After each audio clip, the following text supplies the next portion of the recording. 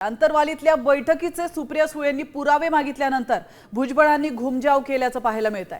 मी तसं बोललोच नाही असं भुजबळ म्हणालेत।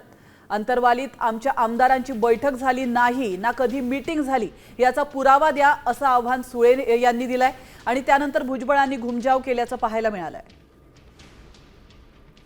कारण उपोषण केलं, कोणी त्याला विचारलं सुद्धा नाही, ते करायचं सोडायचे करायचे सोडायचे। रात्रीतून मीटिंग झाल्या, त्याच्यामध्ये काही आमदार होते, होय पवार साहेबांचे आमदार होते, मी नावं सुद्धा घेतली। सगळ्या गच्च्यांवर दगड बिगड ठेवले आणि सकाळी जेव्हा पोलीस आले तर तुफान दगडाचा मारा सुरू झाला। पोलीस पळत होते, घरामध्ये आश्रय घ्यायला, घरातून लाथा घालून त्यांना बाहेर काढले, परत बाहेर चोपायचे।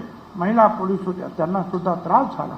84 पोलीस महिलांसहित, महिला पोलिसांसहित हॉस्पिटलमध्ये गेले।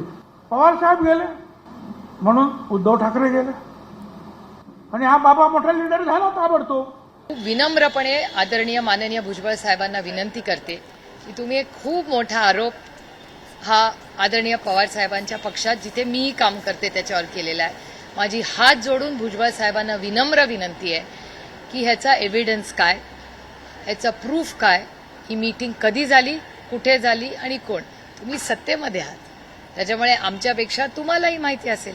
माझ्या माहितीप्रमाणे अशी मीटिंग झालेली माझ्या कानावर आलेली नाही, ना कुठल्या वर्तमानपत्रात आलेली आहे, ना कुठल्या रिपोर्टमध्ये मी तरी ना ऐकली आहे ना वाचली आहे। जर सांगितलं असतं की अगोदर पोलिसांना मारलेलं आहे तर कैदात ते गेले नसते, परंतु त्याची काही माहिती त्यांना नाही आणि ते गेले म्हणून उद्धवजी ठाकरे गेले आणि हे दोघं गेले म्हणून सगळे जायला लागले, हा मोठा झाला। याच्यात काही चूक नाही। परत मी बोलतो, मी पवार साहेबांनी हे करायला लावलं असं कधीच म्हटलं नाही।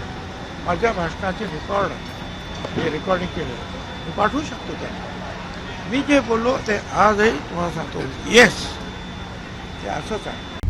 आता isakal.com आहे देशातील नंबर 1 ची मराठी न्यूज वेबसाईट। प्रत्येक अपडेटसाठी isakal.com ला नक्की भेट द्या।